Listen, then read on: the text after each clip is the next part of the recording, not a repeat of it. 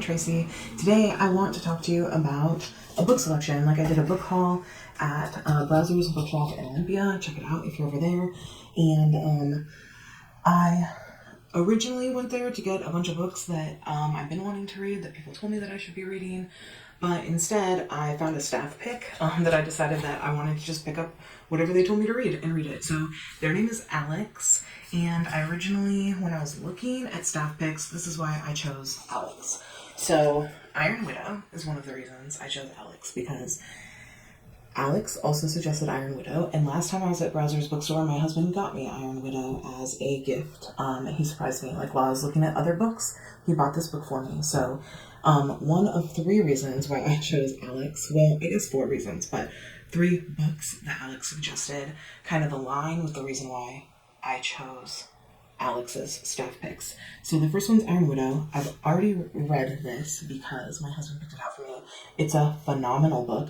It's really surprising because it talks, like, at the very beginning about this woman who wants to kill the person that killed her sister.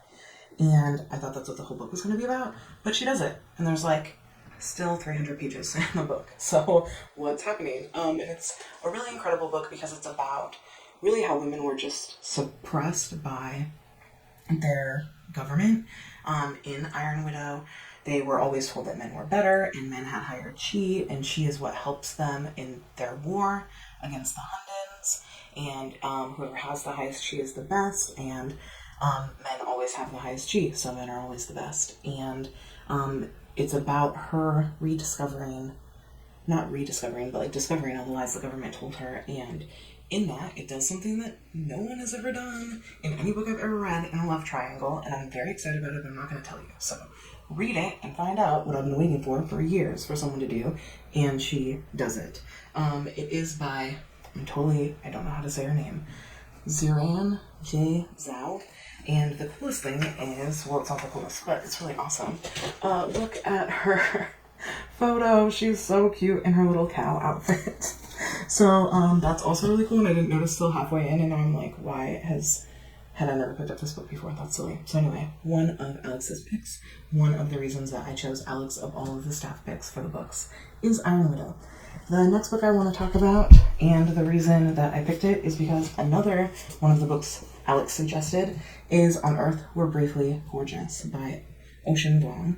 And I've heard a million things about Ocean Vuong. And I've been looking forward to reading his works. So I've also read this. It's beautiful. He has an amazing understanding of the English language and grammar in general, which is really awesome. And he talks about that in his book a lot. And he talks about how tragedy leads to beauty, and it's really bittersweet and gorgeous. And I'm there. I'm along for the ride. And I think everyone else should be too, because it's a really good book that helps us learn to understand each other better, even in our worst days. So, yes. The third reason that I chose Alex Picks is because of Song of the Achilles, which I've seen everywhere. I've really wanted to read this book. Full disclosure, I still haven't, but I have it, and I plan on doing that sometime by the end of the year, so I'm very excited about that. I've heard it's like an incredibly sad story, but it's really good, so I'm very excited about that. And so I chose Alex. The fourth reason that I chose Alex is because the rest of the books he chose I've literally never heard of at all, and they seemed like a pretty good, like a bunch of different genres, a bunch of different types of books and understandings and voices, so I was really excited about it. So the first one is 100 Boyfriends, and it is literally about the imperfect lives of queer men desperately fighting the urge to self-sabotage in relationships. And I totally just read that off the back of the book. So I'm interested in this. I think it's going to be really good. It's probably going to be incredibly sad. I'm sure it'll be a little funny, but maybe I'm wrong. So I'm interested for that. The next book is Hummingbird Salamander by Jeff Vandermeer, and I did not even read what this book is about. Jeff Vandermeer has been everywhere for some reason. Everywhere I go, I'm seeing Jeff Vandermeer. So I haven't read anything by him yet, and this book called Hummingbird Salamander, which is what? Those are two totally different animals. I'm very interested in this book as well, so I grabbed that also, and I can't see where it takes me. And hopefully, I'll like Jeff Vandermeer, and I can find a new author I'm really into because he has a lot of books. I almost didn't get this one because it's kind of big.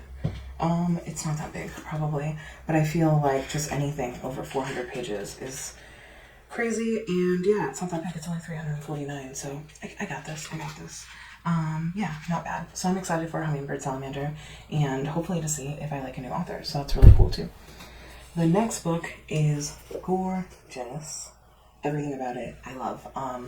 So it says, you are about to begin reading Italo Calvino's new novel. Relax, concentrate, dispel every other thought, let the world around you fade. This is called If on a Winter's Night, a Traveler. So that in itself is gorgeous. I love the title of the book. I love the silver with the white. I'm very interested in it. I think it's going to be a really poetic, gorgeous book that I literally would have never picked up probably, or like recognize, like if I'm looking at books and I just see this, like it's white, and it's white and black with little like typewriter letters, which is really cool, but there's nothing that stands out about it until you look at the actual book itself with the silver book on it, and then look at the title, and it's gorgeous. So I'm very excited for this book as well. The next book is Red Paint. So it says the ancestral autobiography of a Coast Salish Tonk. So I'm pretty excited about that. I read another Native American book this year that was fiction.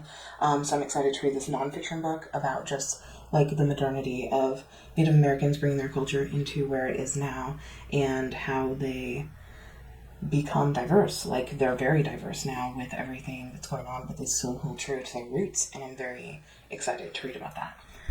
And then the last book is another book I have seen everywhere. So not another book, the other thing I've seen everywhere is an author. This is a book I've seen everywhere, and it is The City We Became, and it's gorgeous. It's by N.K. Jemisin, who is a sci-fi/fantasy writer that I've seen a lot about actually, but I didn't even get it because it was by N.K. Jemisin. Like I just recognized and realized that it's by them as I'm telling this to you. But I have seen this book everywhere lately, and I think that it's an omen that I need to read it. So it is literally on what I'm reading next as soon as I finish The Daughter of the Moon Goddess, which is an incredible book, and I'll tell you guys about that later too. But this is The City We Became, and it's like a superhero book, so I'm just going to read this part to you. It says, every great city has a soul. Some are ancient as myths, others are as new and destructive as children. New York, she's got 6, and all 6 will be called to arms in the greatest battle the city has ever fought. So I'm pretty stoked about that too. I got a lot of really good books, so thank you so much, Alex. I'm excited for the staff picks that they chose that then influenced me, and I'll be in touch to let you guys know how those books go. Thank you so much for joining Love Your Shelf. Subscribe if you like the videos, and I hope you have a great day. Namaste.